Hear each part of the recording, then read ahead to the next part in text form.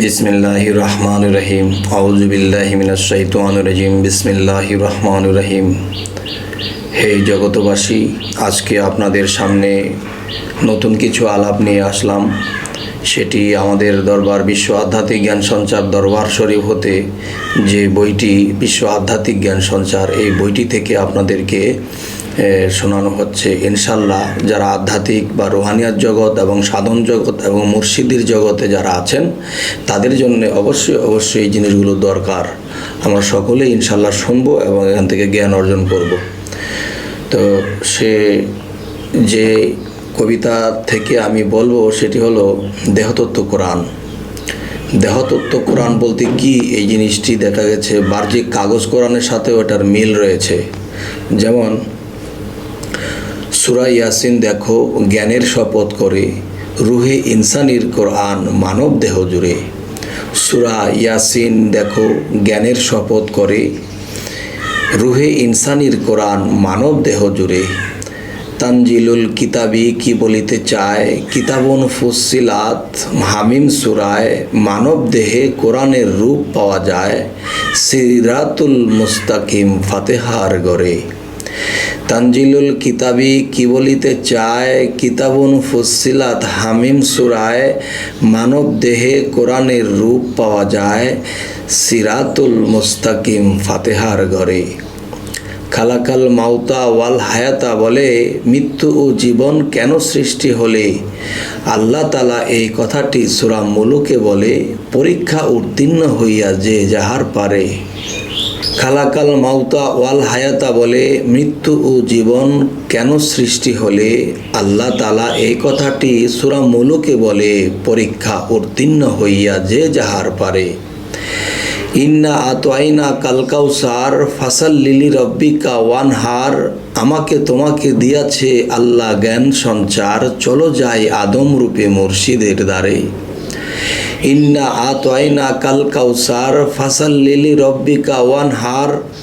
আমাকে তোমাকে দিয়াছে জ্ঞান সঞ্চার, চলো যাই আদম রূপে মুর্শিদের ধারে।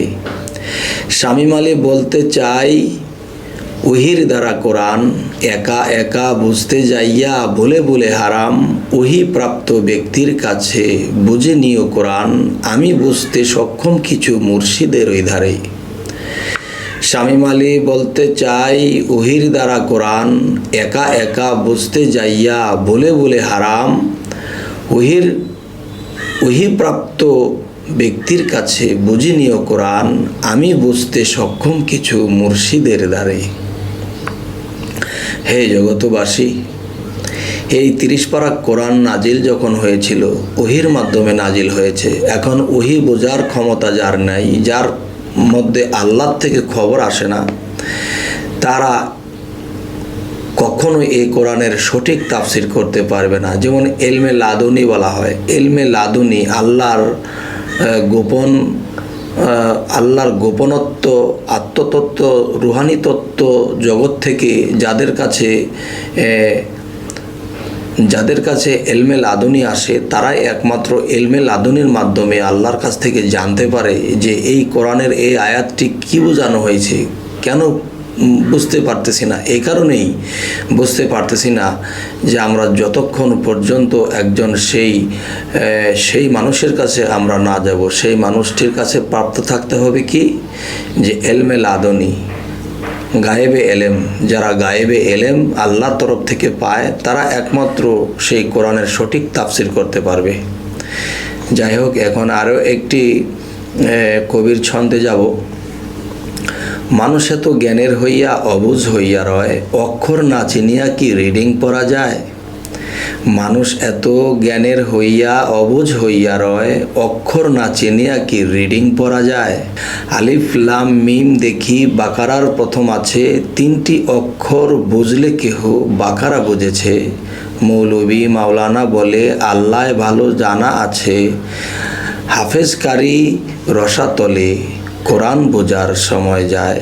মৌলভী মাওলানা বলে আল্লাহর ভালো জানা আছে, হাফেজ কারি রসাতলে কোরআন বোঝার সময় যায়। যাই হোক, এখন আমাদের কথা হলো যে আমরা যদি এই কাগজে লিপিবদ্ধ যে কোরআন, এই কোরআনকে বুঝতে হলে আমাদের আগে কি করতে হবে। যেমন হজরত মুহাম্মদ সাল্লাল্লাহু আলাইহি সাল্লাম তিনি সাধনায় ছিলেন 14 থেকে 14.5 বছর হেরা পর্বতের গুহায় সাধন করতেন।